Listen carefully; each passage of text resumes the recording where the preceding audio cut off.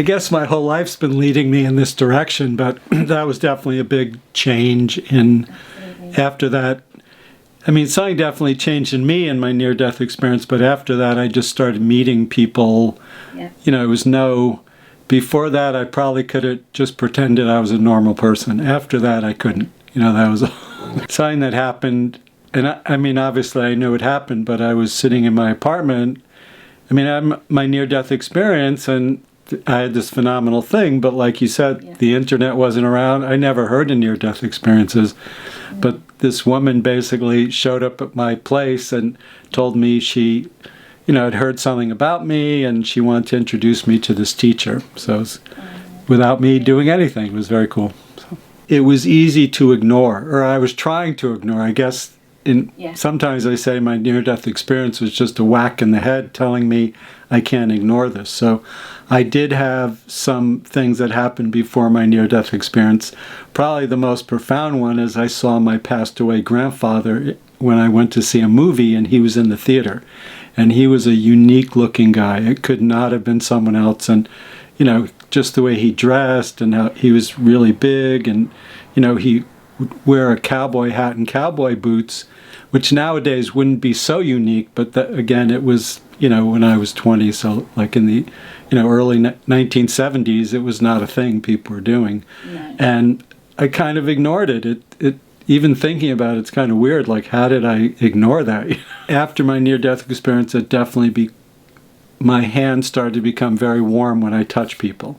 And I had two specific experiences. One, a friend of mine twisted his ankle, and I just almost without thinking about reached to put my hands on there, and he felt the heat, and he said, "Wow, it feels better."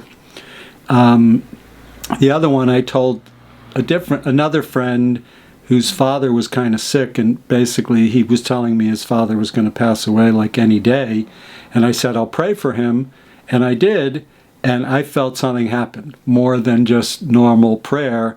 And when I saw my friend again the next time, he said, "I think something happened when you prayed," because that day he got so much better. And he ended up living for not super, I mean, he was pretty old, but so those were my first two experiences that I was aware of. When I work with people, I kind of see a line, or their path, whatever you'd call it, of where they are and where spiritual fulfillment is, and within there is health and wealth and happiness. And then I can see things that are blocking that, whether they're psychological things from past lives. I can see imbalances in the body.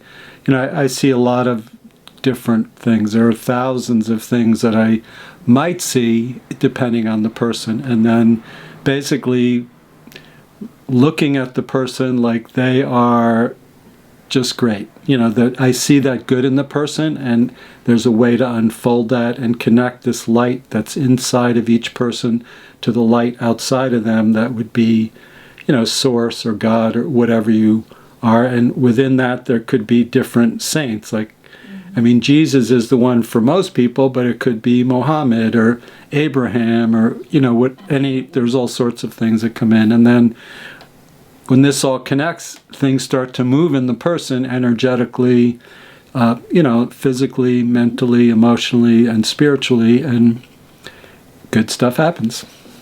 It could be in my mind's eye. Sometimes it's like I see things out here. Sometimes it's just knowing. Sometimes it's hearing. So it could be any of those things. My daughter, who's almost 18, when she was like 2, her mom went back to work, and I decided I should be home a whole lot more because I had an office in Manhattan and in Connecticut. So, I was gone most of the time. And so I decided to start working from home. And it was good because it was an easy transition. No one seemed to really...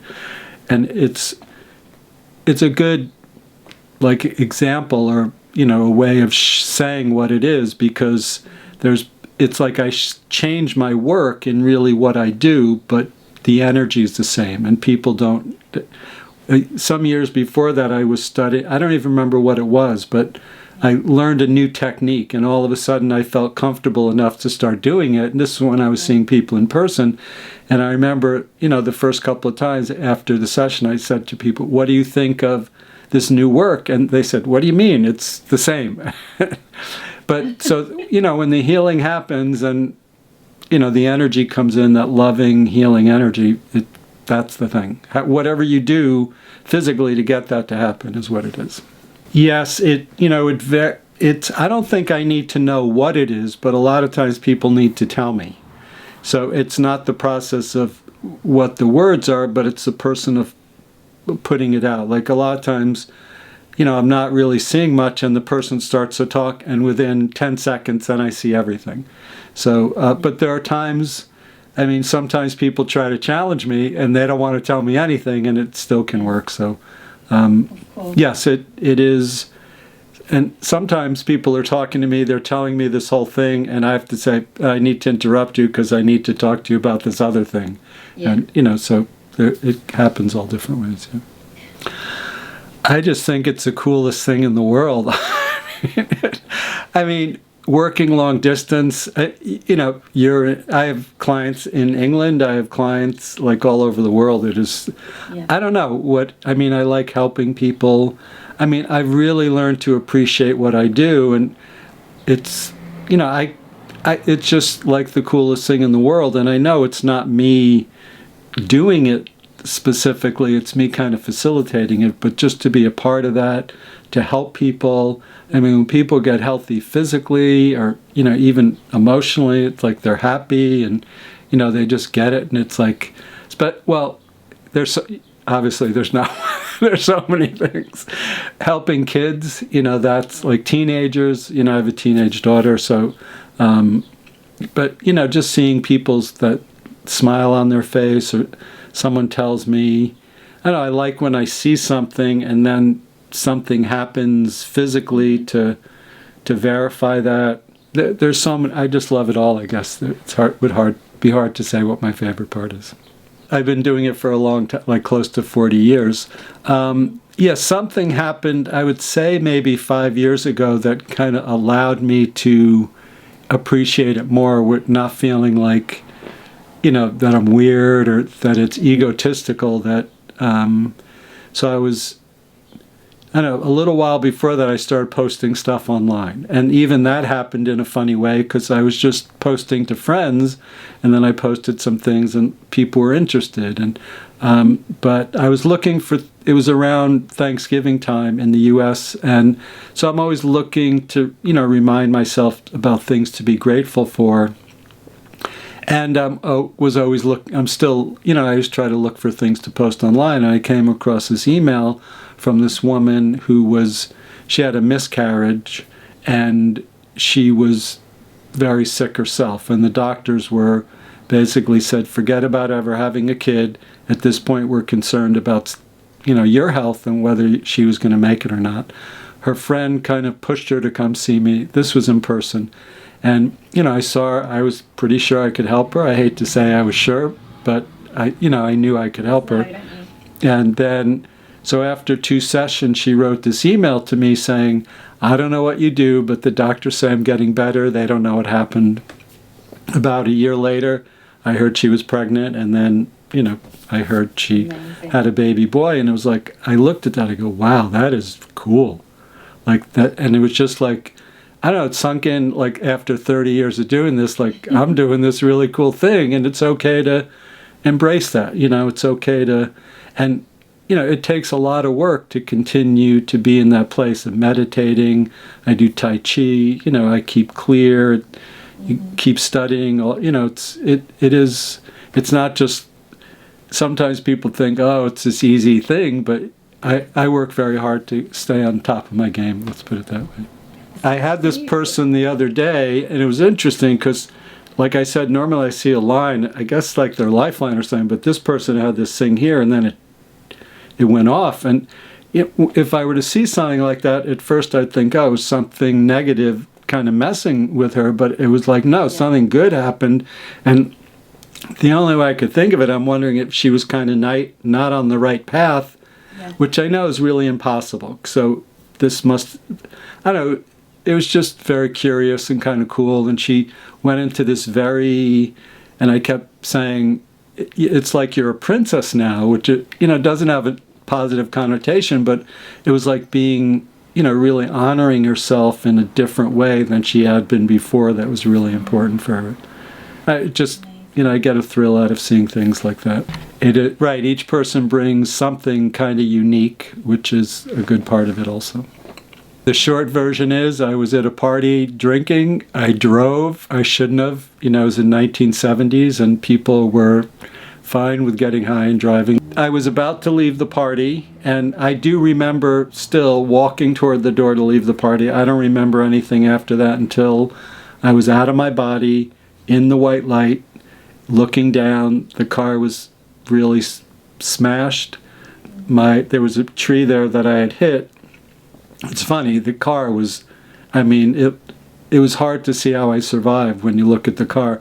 There was this little tiny divot in the tree, and there was a police officer crouching over me. I assume he pulled me out.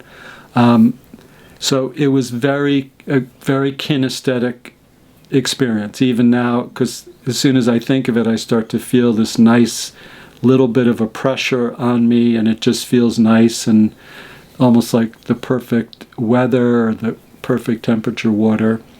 So it was all white around me. Where my body was in the car, it was dark. It was nighttime. Behind me, there was a big circle of white, and within that was like a full-length silhouette of just like a white being with white radiating off of that. I don't know how long ago someone in an interview said, so you could see behind you, and I had never thought of that, because it wasn't like I could see behind me. But you knew. I knew, and there was no, I don't know, even trying to think of how that worked, I can't even comprehend it, because seeing like my eyes, but it was like being a part of it. It was like, I guess could be described as seeing three-dimensional, even though my head was facing this way. And it was just knowing, just a sense of everything is right. Even the car smash, my head cracked open, things with my parents, all the dilemmas of my life, everything that in the world seemed totally fine. And then the being behind me said, you have to go back, your father wants you to stay. I knew right then the father he was talking about was not my physical father, but God. So I went back to my body and came to 3 days later in the hospital. Possibly the biggest thing, well, I don't know, one of the very big things that happened was I started meeting a lot of people that knew about this stuff. And a great story was, so I had been living in Colorado in the U.S., and I came back east where my parents lived, and after the near-death experience, I went to Colorado, then ended up moving back to Westchester, New York, in Tarrytown. I was sitting in my apartment one day, and someone knocked on the door. Again, pre-internet, pre-cell phone. I didn't think, if someone knocks on my door now, I just assume it's an Amazon delivery. I don't even answer it, because someone always texts. But I got up, I answered the door. There was this beautiful woman there. She said, I heard some cool things about you from my sister, who's a friend of mine from Colorado, and she came in and introduced me to a spiritual teacher. And because I had my near-death experience, it was this phenomenal thing. I felt all this stuff, and then, so what? Like, what do you do? I didn't know who to talk to about. Right, no internet, no nothing. And so she introduced me. She actually left one of his books with me. I read it right away, and then she introduced me to him, and I spent like 10 years studying with him. It was great. These spiritual coincidences that are not coincidences, that are just hooked up, and you're into the, the Matrix is a little not quite it, but it's kind of like that. It is like the internet without the computers. You meet who you're supposed to meet. I did have some spiritual experiences before that, and so a few things that kind of have always pushed me in that direction is the women or girls I'm attracted to seem to be into that.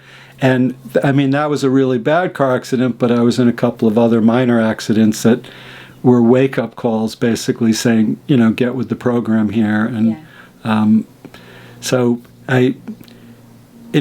it'd be easy. I don't know. It wouldn't be, I don't know what it is, but something in my life has been pushing me in this direction. And, once I kind of surrendered to that and got with the program and learned to enjoy it. And, I said this before we started recording, it's hard to be a sensitive man, especially when I was young and didn't know how to, direct that as a strength. Like now I can use the strength of my sensitivity, even in personal relationships. It's even in this day and age when, everyone's saying, yeah, it's okay for men to cry and all that stuff. It's not really. I mean, it is, but it is, people aren't used to it. So it's, and same with women. There are roles that are kind of predefined that people are more comfortable with. So, but it takes a certain strength to be sensitive. It takes a certain strength to be, no, this is my spiritual path is my primary thing. And that's what I'm going to make the primary thing. So even in dealing with money, dealing with people, dealing with my daughter, dealing with, luckily I have done some work with the local school system, and once in a while I think, wow, they're really progressive that they would even let someone like me in there. Amazing. Yeah, it's very cool. But I also am very educated, so that helps a lot. When you have doctor in front of your name there, it opens a lot of doors. It's cool. One of the perhaps blessings of the pandemic is a lot of schools are a lot more open to self-care and they don't even like to use the word meditation or even mindfulness, but they are doing things that are like that. Some years ago, I had this client, and she came to me not knowing that I did all the spiritual stuff. So, I did other kinds of healing, more focused on physical stuff. And she was pretty sick. So a lot of times people get to me when they've tried everything else, and but during one of the sessions, she started to say, I feel kind of weird. I say, feeling weird's good. You're really used to being sick. It's going to feel a little weird as your body starts to activate and stuff. And then she started perspiring. She said, I feel really weird. And then she blacked out. And she was sitting, so I had to hold her, but I saw this demon leave her body. And I remember, because one of the evil characters in Star Wars that came out a few years later looked just like this demon, and it was like, whoa. But so I poured some water in her mouth. She came to. She ran into the bathroom. She had to throw up. She had diarrhea for a while, and I didn't know. Eventually, I told her what happened, that I saw this, but it took a few days for me. Should I tell her this? Should I just? Yeah. I was almost surprised she came back after that, but she was so much healthier. It was getting rid of that negativity. So I told her, because I don't know, I guess I trusted my intuition and just thought she should know.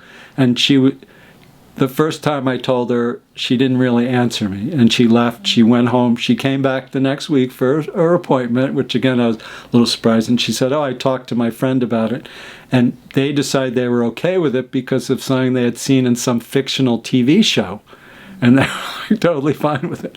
And it just, nowadays kids are watching the vampire shows, Star Wars, Star Trek. They have all these metaphysical, esoteric things in it. So it's almost like, of course, it's kind of normal to them. It's cool. My website is lawrencebrock.com. There's a way to even make appointments right on there. My phone number, which is on WhatsApp or texting, is 732-567-6388. I have Facebook. I have my personal Lawrence Brock and Dr. Lawrence Brock. I have YouTube, Dr. Lawrence Brock. And the cutest, that's the cutest one because it's Doc Brock at TikTok. My soothing voice that's something that was a natural thing, but you calm the energy, it comes in, it's just so cool.